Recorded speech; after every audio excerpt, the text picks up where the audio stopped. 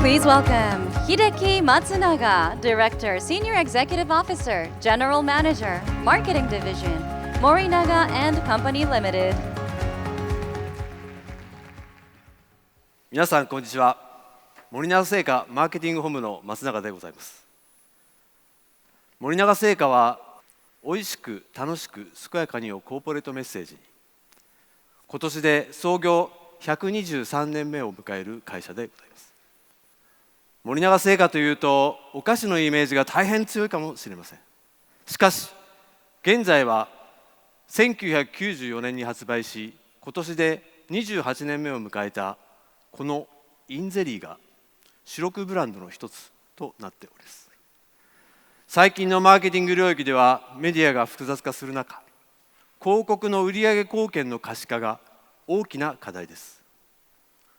そこで本日はYouTube を使って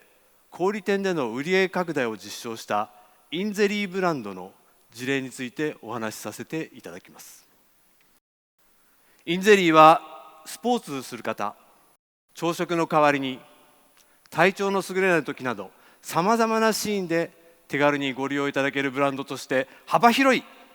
年代の方々にご愛飲いただいております。販売はオンラインも展開していますが、実店舗での売り上げが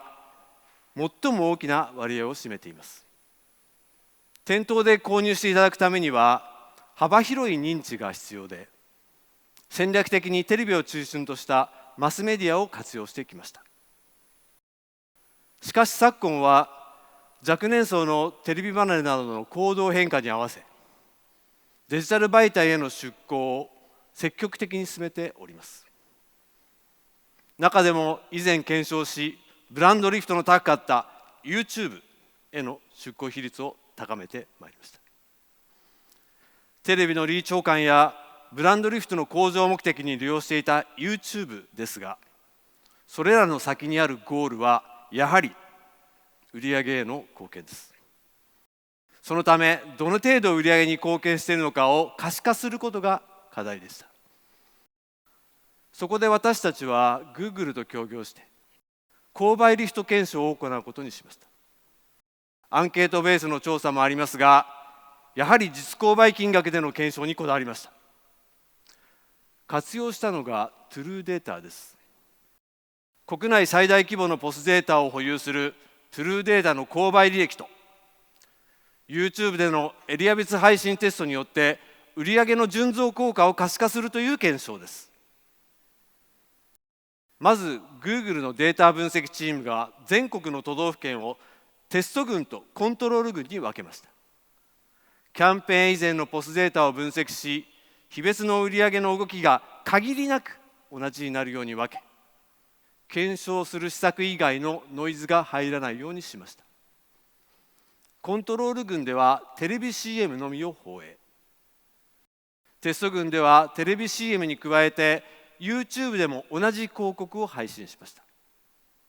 その後、グループ間で売上に差が出るのか、統計的な手法で分析を行いました。実施期間は今年の1月です。実はこのインゼリー、年末から2月は特に受験生の方に活用いただく機会が増えております。そのため受験生であるティーンをメインターゲット、30代から50代の親世代をサブターゲットとしました。検証の KPI は売上金額と売上個数です。なお今回テレビと YouTube の配分は10対1で実施をしています。すると大変興味深い結果が出ました。まずは売上金額です。今回のキャンペーンのターゲットであるティーンと親世代の合計でテレビ CM のみのコントロール群よりもテレビと YouTube を両方使ったテスト群の方が 13% も売上が増加しました。さらに売上個数は 15% の増加となりました。これらの数字は YouTube 広告を実施しなかった場合生まれていなかった売上だと言えます。YouTube をプラスオンするだけでこれだけの成果が得られたのは正直驚きました。このデータをもとにより詳細な分析を行いました。トゥルーデータで補足しているポスデータのうち、今回の検証で使用したものはドラッグストアの一部のデータとなります。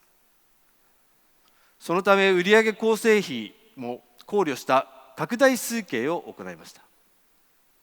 するとロアスはなんと約 650%、 全体で実に1億円近い売上増分を出していたと検証されました。いかがでしょうか。私はこの数字に大きな可能性を感じました。テレビと YouTube を組み合わせることによってまだまだ売上が上がるのではないか、そう強く実感をしました。今回の検証においてテレビと YouTube のリーチが重複した層において 10% の売上増分を実現することができました。一方で配信レポートによりますと、今回のリーチが重複した層は全体の 4.7% に過ぎないことも分かりました。今後テレビと YouTube の重複率をさらに上げていくことで売上がどう動くのか、他のブランドへも展開し、コストと売上のバランスを検証しながら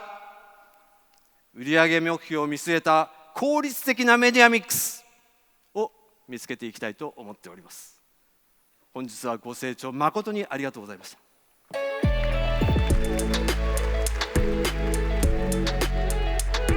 ありがとうございました。